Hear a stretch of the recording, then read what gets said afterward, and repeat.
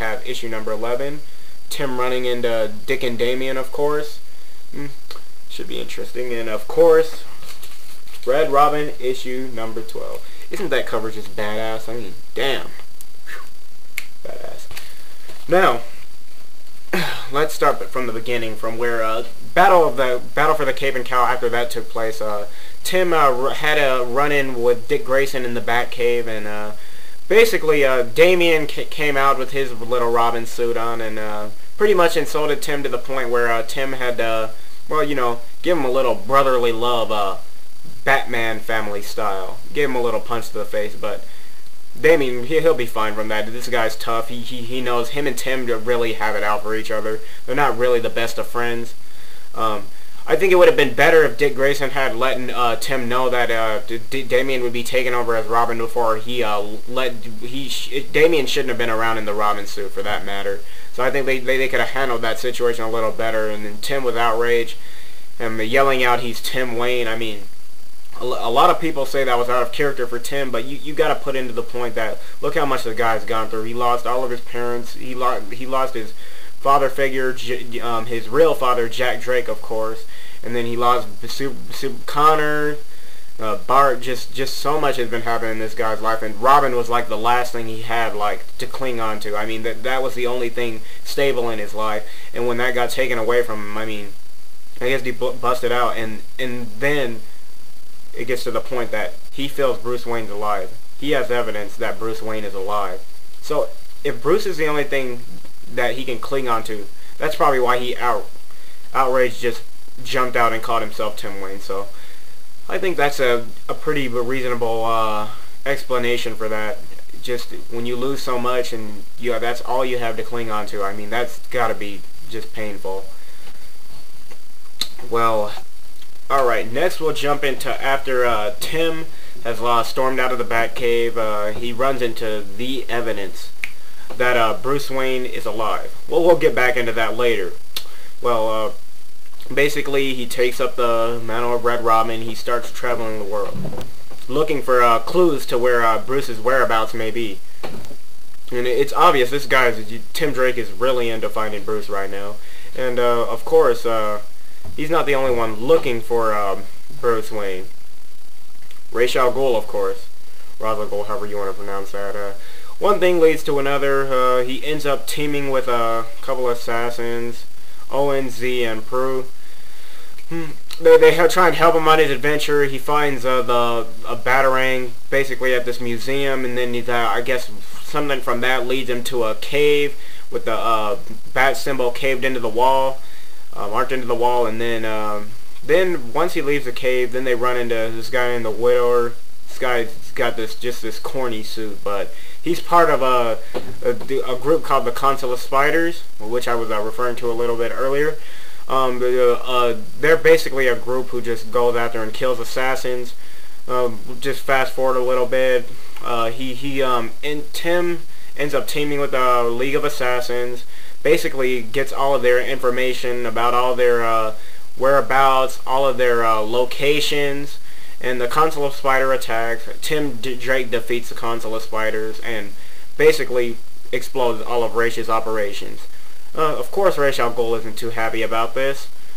Tim Drake ends up heading back to Gotham City. He has a run-in with, of course, Connor Kent. He's finally starting to be Tim Drake again. Not the dark, broody Tim we saw for the first couple of issues. So this is when he gets back to Gotham City. He runs into Superboy. He's happy and everything. You can tell he's starting to come back. Even Connor can realize this, but he's still got work to do. Then he gets a message from Ra's telling him that the game has just begun. So this is where Tim has to go and try and seek help. That includes all of the Bat family, Batgirl, Batman and Robin, Alfred, Huntress, you name it. And so, as this game begins, basically Ra's al Ghul just wants to destroy Bruce Wayne's whole legacy. But at the same time, he's got Hush, the Bruce fake currently right now. He has him trying to sign everything of Bruce Wayne over to him. So then Ra's would be how would you put this? He'd be the pretty much the sole heir to all of Wayne's assets and Wayne Enterprises and own everything that Bruce Wayne owned, and at the same time trying to kill everybody that Bruce Wayne ever loved. Well, Tim Drake doesn't want this, and I'm sure no one else wants this. Tim Drake's going to act. He's going to get everybody. He's different than Batman. He finally does end up confronting Ra's al Ghul. Well, during the fight, I mean, Tim Drake he gets his ass kicked. I mean, he did get his hits in, but he did get his ass kicked. And the thing is, Tim Drake knew he was already going to get whooped, but that wasn't his plan. His was just to buy time to have Lucius Fox sign everything that Bruce Wayne owned over to him, and he reveals this to Ra's al Ghul, and of course Ra's al Ghul isn't too happy about this. But at the same time, Ra's al Ghul's impressed with Tim Drake. He ends up kicking him through a window, but before he does, he says, "Very good job, detective." He calls Tim detective just like he called Bruce. And as Tim's falling his death, he goes through in his mind about how Bruce will be proud of him and all this, and he thinks he's gonna die. But of course, as he blacks out, none other than Batman, Dick Grayson, shows up to save him. And when he wakes back up, he's in the Batcave, of course, with Dick there, Alfred, Damian, Stephanie. A lot of interesting things going on in there. And yeah, the funny thing is Damian handing him the paper, the thing about Tim being engaged to Tam Fox, and they will be married. Of course, Tim gets wide-eyed. Very, very interesting scene. I'm loving the little sibling rivalry between Tim and Damian. It's very interesting. Then it goes to show Ra's al Ghul probably at another hideout of his with of course the mysterious woman that nobody really knows yet. Or she just appears to be over Ra's shoulder all the time, and it seems like Ra's sees Tim as the new heir instead of where it used to be Bruce's place as his heir. But I guess we'll see how that turns out, and I think that will be very interesting to see what happens with that.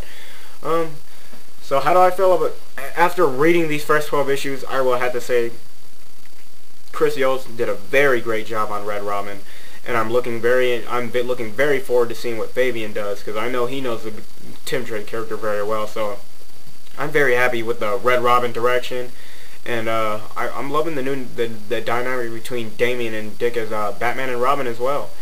I think all three of the characters together make pretty good protectors of Gotham right now, along with Batgirl, and you throw in all the other guys out there too. But it's been a pretty interesting ride so far. I'm interested to see what happens.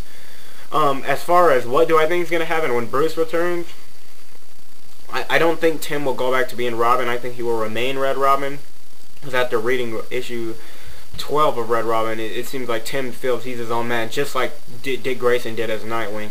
So I think he'll remain Red Robin. I believe Damian will remain Robin. And the question is, what happens with Dick and Bruce? Who's Batman? Will there be two Batman? Will Dick go back to being Nightwing, or will Dick become something else entirely? That should be very interesting. But well, one thing is clear. I think Bruce will be Batman. I'm just not sure if there's going to be two Batman or one Batman, but it's going to be very interesting to see. So, but I'm going to have my Dick and Damian tributes up later, and then I have another big video coming out later this year that I have planned, and you'll see what that's about. I'll probably have more information on that, and yeah, probably have a review up about Batman and Robin pretty soon here. But I think it's been a very good year thus far on Bat books, and coming from last year, of course, because it all started last year. But I think we've got a good new fresh look at the Bat family. It should be interesting to see what Grant Morrison does with the whole Batman dynamic. As he stated that there will be a new twist to it, so that should be very interesting as well. But I think and the art in Red Robin is just beautiful. I forgot to mention that the artwork is just beautiful. It adds on to the whole story, and they gave Red Robin his own distinguished look, and it's just beautiful. Beautiful art, lovely art. Can't wait for more. I'm looking forward to the issues coming down the line, and SSJ Leo TMNT out.